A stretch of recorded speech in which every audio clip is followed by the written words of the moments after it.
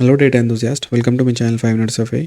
और क्या आप भी परेशान हो कि आपने बहुत जगह अप्लाई कर दिया है, नौकरी में बहुत सारे जॉब्स और लिंक्डइन पे बहुत सारे जॉब्स डेटा साइंटिस्ट के लिए, बट कहीं से भी कोई कॉल नहीं आ रहा है, कोई रिप्लाई नहीं आ रहा है। तो देखो, उसका बहुत सारा प्रॉब्लम है और वो प्रॉब्लम को आज हम डिस्कस करेंगे।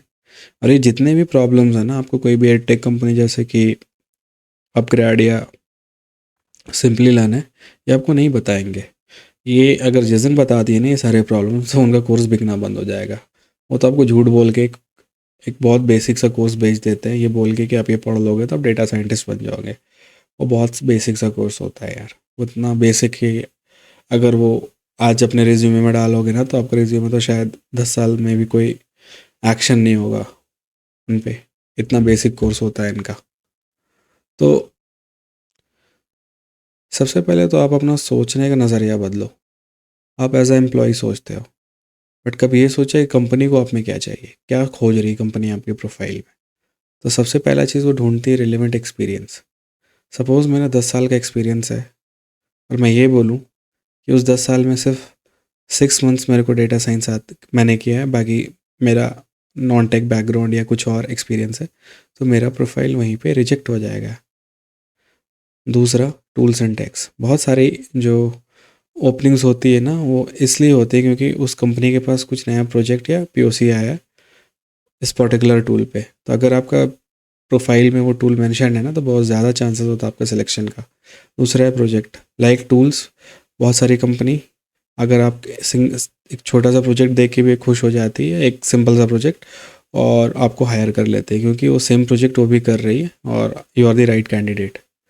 बैकग्राउंड भी बहुत इंपॉर्टेंट होता है कि आपका क्या स्ट्रीम क्या था, आप बीटेक हो, पीएचडी हो, एमटेक हो, क्या हो। This all helps a lot, math stats and all. Previous experience मतलब आपका टेक बैकग्राउंड से एक्सपीरियंस है, आप पीछे प्रीवियस में डेटा साइंटिस्ट थे, स्टैटिशियन थे, आपकी ये मतलब डोमेन क्या था, किस डोमेन पे काम किए जी, ये सारा चीज़ बहुत इंपॉर्टेंट रोल प्ले करता है आपका सिलेक्शन, मतलब प्रोफाइल सिलेक्शन में। नोटिस पीरियड तो मतलब I should have placed it above all, क्योंकि अगर जैसे आप मेंशन करोगे ना कि आपका 3 मंथ्स ऑफ नोटिस पीरियड है, वैसे ही आपका वहीं पे प्रोफाइल मतलब रिजेक्शन चांसेस 90% हो जाता है। तो अगर आपको नोटिस पीरियड के बारे में जानना है कि कैसे हैंडल करें, तो मैंने इसके लिए एक वीडियो बना दिया है। मैं आपको लिंक दे दूंगा डिस्क्रिप्शन में, प्लीज़ देखना। देखो, डेटा साइंस के फील्ड में ट्रांजिशन करना कोई टफ बात नहीं है, बट किसके लिए बहुत आसान है, किसी के लिए बहुत मुश्किल है।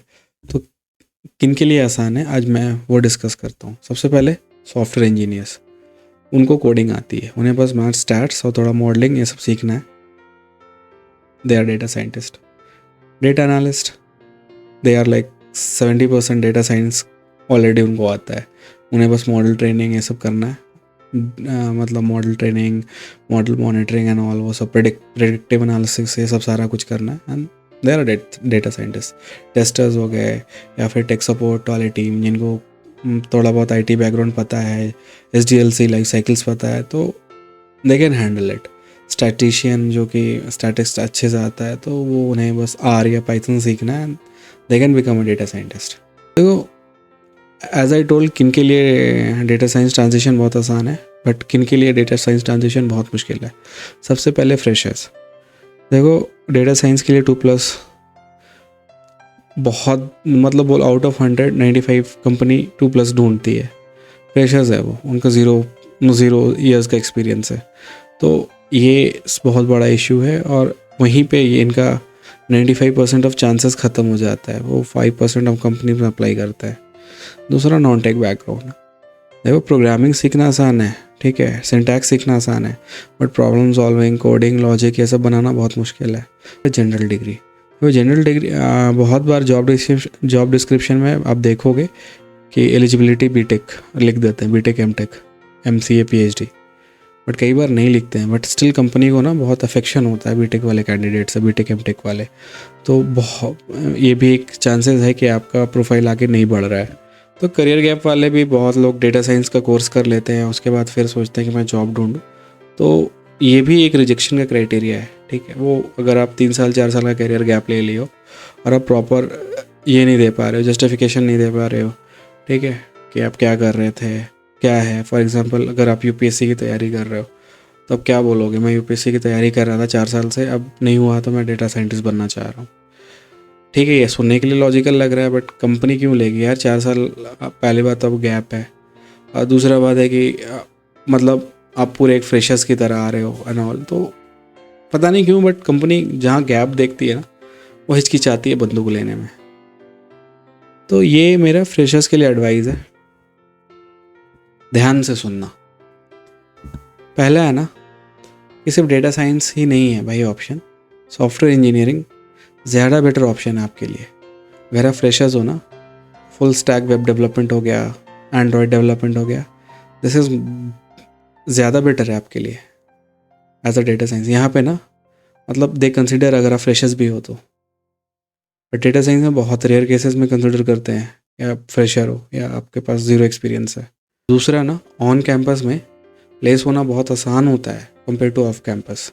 तो जो 4 साल आप, अगर आप टियर 2 टियर 3 कॉलेजेस में हो ना, जहाँ पे आउट ऑफ 100 15 से 20 बच्चों का प्लेसमेंट होता है ना, तो try to be in that 15 to 20 student. वरना ना जो 4 साल ऐश काटे हो ना, बाहर ना आपको हेल लेवल का एक्सपीरियंस करवा देगा जॉब ढूंढना।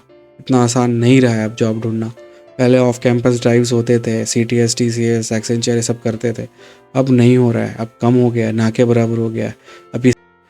और तीसरा ना, डेटा मतलब IT इंफॉर्मेशन टेक्नोलॉजी में चाहे टेस्टिंग का भी जॉब मिल रहा है ना, अगर आपको वही जॉब है और एक ही जॉब मिला है तो भाई टेस्टिंग टेस्टर बन जाओ। 6-7 महीने का करो, साथ ही साथ इसका भी तैयारी करते रहो, ठीक है, ट्रांजिशन हो जाएगा। इंफॉर्मेशन टेक्नोलॉजी में रोल ट्रांजिशन करना कोई बड़ा बात नहीं है। मैं खुद 1.5 साल टेस्टर था, उसके बाद एनालिस्ट बना, उसके बाद फिर डेटा साइंस कर रहा हूँ। तो मैं पहले जो 2.5 ईयर्स था ना, वो नॉन डेटा साइंस बैकग्राउंड है मेरा।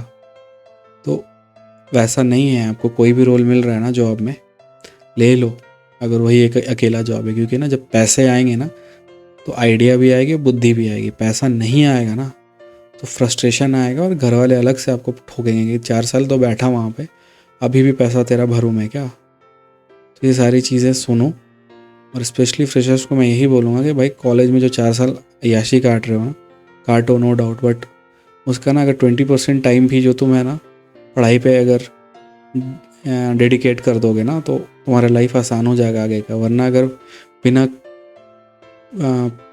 प्लेसमेंट लिए बाहर आ गए ना, तब देखोगे दुनिया कितना हार्श है। और साल 1.5 साल 2-2 साल ना बहुतों का प्लेसमेंट नहीं होता है ना, तो उनसे पूछो किस लेवल डिप्रेशन तक चले जाते हैं। देखो लास्ट में मैं सबको यही बोलना चाहता हूँ, चाहे आप कोई भी फील्ड से हो, फ्रेशर्स हो, एक्सपीरियंस्ड हो, टेक हो, नॉन टेक हो, सबका एक अलग ग्रुप है। उसी के बेसिस पे मतलब इस फील्ड में ट्रांजिशन किसी के लिए बहुत आसान है, किसी के लिए बहुत मुश्किल है।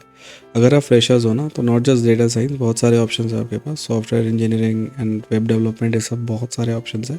उनमें भी पैसे ठीक ठाक मिल जाते हैं, अच्छे मिल जाते हैं, मतलब नॉट जस्ट ठीक ठाक। कोई अच्छी कंपनी में चला जाओगे तो काफ़ी बेटर पैकेज हो जाता है आपका। दूसरा, नॉन टेक बैकग्राउंड में ना अगर आप अपने प्रोफाइल में ठीक ठाक कमा ले रहे हो ना, तो प्लीज़ मत आओ इधर, ठीक है। स्ट्रगल बहुत रहेगा, और दूसरा है कि कंपटीशन भी बहुत रहेगा। कोई कंपनी क्यों प्रेफर करेगा आपको जब एक डेवलपर मिल रहा है जो कि डेटा साइंस सीखा है, और आप वो कोई बैंक के कैशियर हो और आप भी डेटा साइंस सीखे हो, तो आपको क्यों लेगा कोई। वो एक पाइथन डेवलपर को क्यों नहीं लेगा जो कि डेटा साइंस सीखा है, क्योंकि उसको कम से कम डेवलपमेंट तो आता है ना। ये सारे क्राइटेरिया पे आपका कंपटीशन हो जाता है वो बंदा जो ऑलरेडी एक्सपीरियंस्ड है IT फील्ड में। तो आप भी ये चीज़ को देखो कि अगर आप अपनी फील्ड में ठीक ठाक कर रहे हो तो क्यों आना है डेटा साइंस में, ठीक है। और तीसरा कि फ्रेशर्स भाई अपने कॉलेज में मेहनत करो, कॉलेज के टाइम को यूटिलाइज़ करो।